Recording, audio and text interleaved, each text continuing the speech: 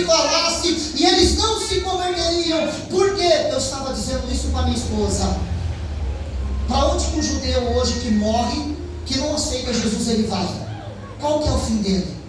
Paulo vai dizer que a salvação é unicamente através de Cristo. Não tem outro Salvador a não ser Cristo.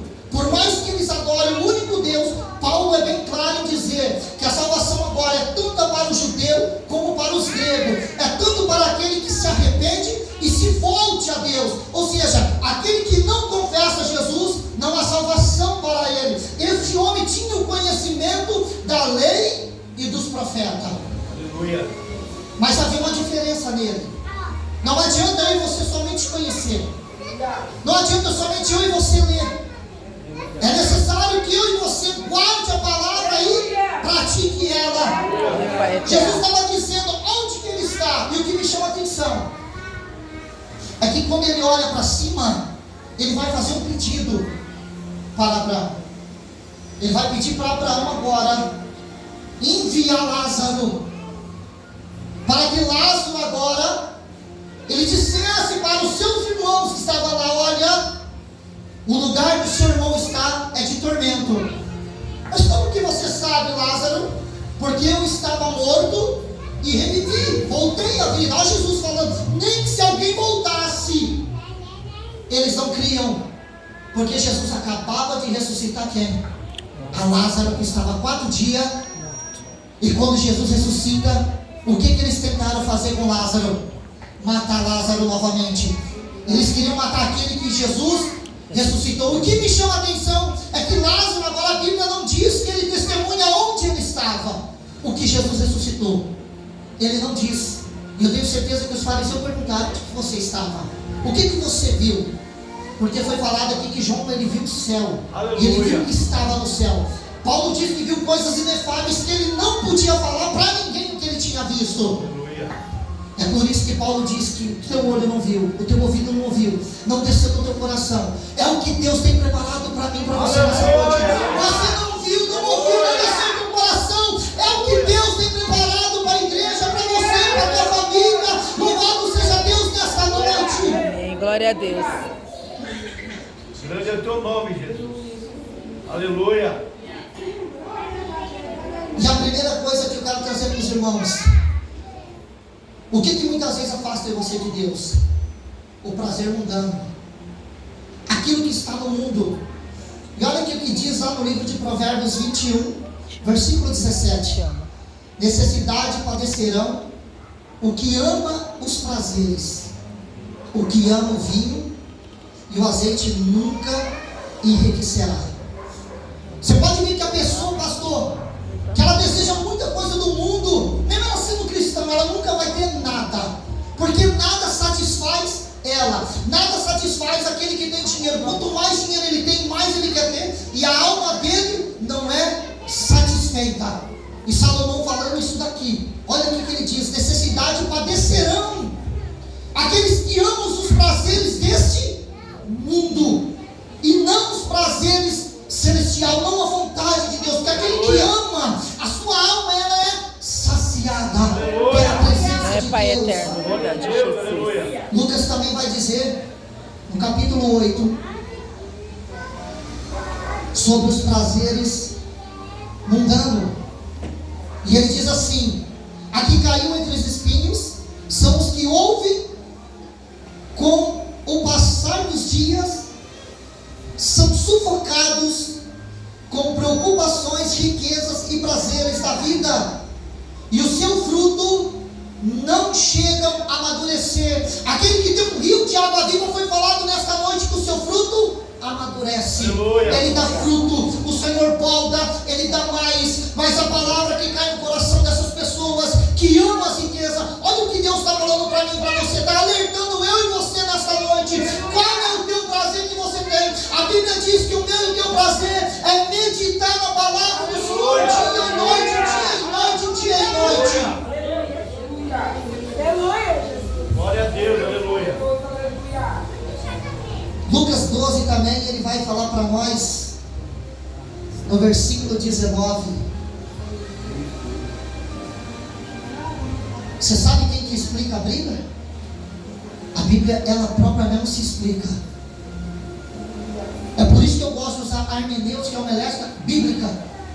E não o achismo que eu penso, que eu acho, mas o que a Bíblia diz. Aleluia. Para que a gente entenda. E nós aplicamos na nossa vida. Capítulo 12, versículo 19. Fala sobre o prazer mundano. E diz: então direi a minha alma tens guardado muito bens. Para muitos anos descansa, come e alegra-se.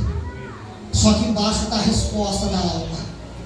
E olha o que Deus ele fala para esta alma que se fartou de tanta coisa e falou: olha, tenho tanta coisa, agora eu vou descansar. Deus, porém, lhe disse: louco, esta noite te pedirei a tua alma, então o que tens preparado e para quem ficará? Louco, para onde que você vai? Se é nesta noite eu te pedi a tua alma, se você não estiver firmado no Senhor nesta noite, e o Senhor vinha buscar eu e você, para onde nós iremos nesta noite? Será que seremos consolados ou atormentados? É uma palavra de alerta para mim, para a tua vida. Aleluia, Louvado seja Deus.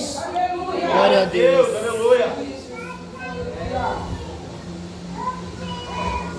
Porque esse homem que conhecia a lei, os profetas, ele negligenciou a vontade de Deus. Mesmo porque nós conhecemos, bispo, se nós não guardar, pastor, e nós não praticar, nós também vamos fazer o mesmo. Meu Pai eterno. Olha, quando ele Verdade, olha para cima, Jesus. ele vê Lázaro e vê quem? Ele conhecia Abraão. Ele sabia quem era Abraão, o pai da fé, aquele que começou tudo. Agora imagino ele, que teve tudo nessa terra, mas não tinha o principal. O que era o principal que ele não tinha? Salvação. A presença de Deus. É Jesus poderoso. Ele não tinha o quê? Aleluia. A certeza para onde Pai, ele ia. aleluia, Porque glória os a Deus. saduceus não sabiam para onde ia, mas os fariseus sabiam. Por isso que Jesus ele fala, ele foi para um lugar de tormento. E havia 3 palavras em Israel que eram citadas: o Hades, o Seol e o Geena. O Hades era 2 compartimentos que os fariseus conheciam, que era um lugar de tormento e era um outro lugar de consolo. O Seol, para o povo judeu, era o sepulcro. Quando uma pessoa era morta, ela era sepultada. E o terceiro, Jesus citou muito ele. Qual que é o terceiro que Jesus cita? A parábola do capítulo 25 de Mateus. Jesus ele vai falar de um lugar chamado fogo e ardente de Deus, ou seja, o lago de fogo. E aonde que era o lago de fogo em Israel? Era um lugar próximo da cidade, aonde as pessoas jogavam lixo, e esse lixo ele queimava e ele nunca apagava aquele fogo, aonde tudo que não prestava era jogado naquele lugar. E era um lugar de tormento também. Geena era um lugar, o vale de Rimon, aonde a sujeira era jogada. Por isso que Jesus também cita isso. Então eles tinham conhecimento, os fariseus, para onde ia depois da morte. E Jesus está dizendo: eu e você nessa noite não sabe para onde a gente vai, irmão. Aleluia. Depois que a gente morrer. Se eu e você estiver na presença, nós vamos ser glória. Mas se eu e você não estiver da forma que Deus ele quer, infelizmente, irmão, nós também seremos atormentados. E nesta noite Deus está trazendo essa palavra para alertar a minha e a tua vida. Aquele homem que sofreu está sendo consolado. Jesus falou que nós sofreríamos nesse mundo. Não pensa você que Deus vai te dar riqueza nesta terra. O objetivo de Deus não é esse para mim, para a tua vida. O objetivo de Deus é da salvação, é da vida eterna. Aleluia. É fazer o que Jesus aqui ele fala. Esse homem foi chamado pelo teu nome. É Deus olhar para você e falar assim: olha, José, entrai bendito do meu pai. Maria, entrai bendito do meu pai. Olhar para você e dizer: olha, Glória a Deus. você que está sentado nesta noite, nesta cadeira, entrai bendito do meu pai. É Jesus poderoso. Aleluia. Deus fiel. Deus maravilhoso. Glória a Deus. Aleluia, Deus. Deus fiel, aleluia. Deus maravilhoso. A Bíblia diz que aquele que sabe que tem que ajudar o teu próximo não ajuda, ele está pecando. ia lá todo dia, debaixo da mesa, para comer o resto. Em Deuteronômio capítulo 15, versículo 11, eu falei isso para minha esposa esse dia.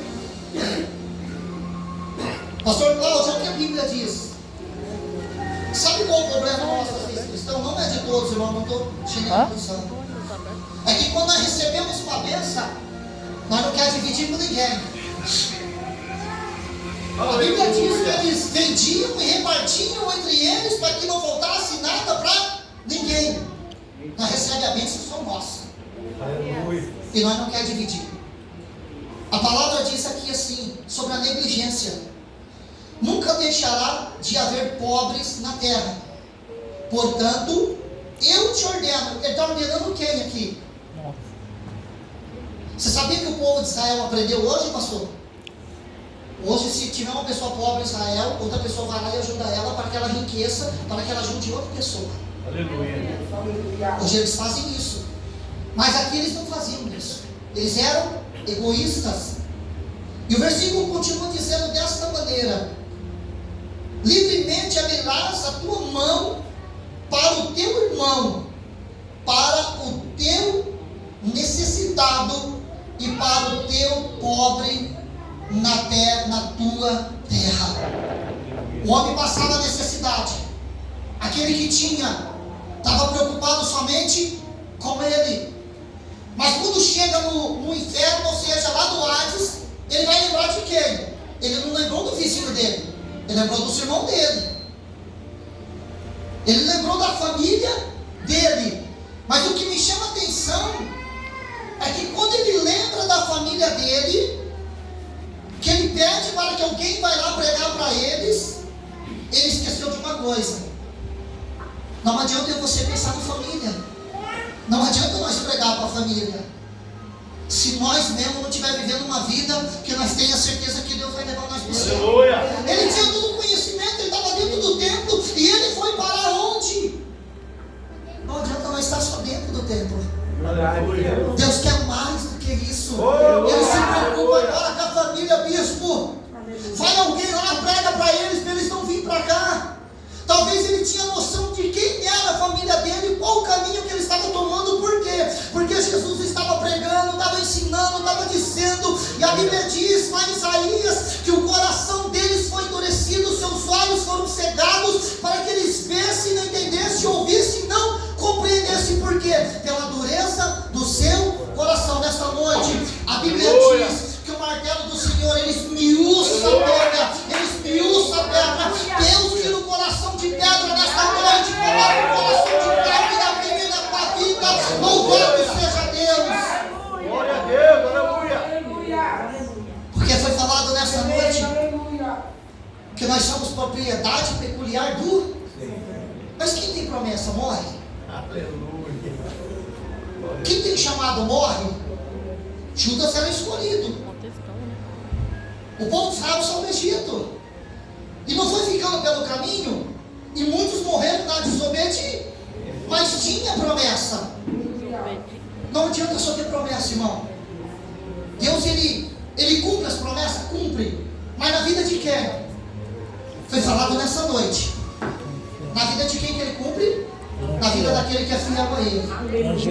Daquele que persevera até o final. Aleluia. Porque nem todos que estão dentro do barco vai chegar do outro lado. Aleluia. E nesta noite Deus está alertando eu e você para que nós podamos chegar do outro lado. É, Pai Para que eterno. você possa chegar. Ele está ensinando para eles: olha, vocês queriam que eu ressuscitasse alguém para dizer para vocês o que aconteceu em tal lugar? Você acha que vocês iam acreditar nisso? Quantos testemunhos nós ouvimos de Deus, irmão? Muitas vezes a gente até fala: Deus fez nada, o irmão está só contando lá. E muitas vezes nós pensamos dessa maneira, em vez de entender que realmente Ele é o Deus da providência. Mas para quem é fiel lá, Aleluia. Aleluia. Glória a Deus. quem guarda a palavra dele. Aleluia. Então eu vim trazer essa palavra. Ele pede para Lázaro, ele pede para Abraão enviar Lázaro, porque ele sabia que Lázaro estava num lugar de conforto. Aleluia. Ele não pede para ele pede para Lázaro. Vai lá, Lázaro, prega para os meus irmãos, conta para eles. Quantas vezes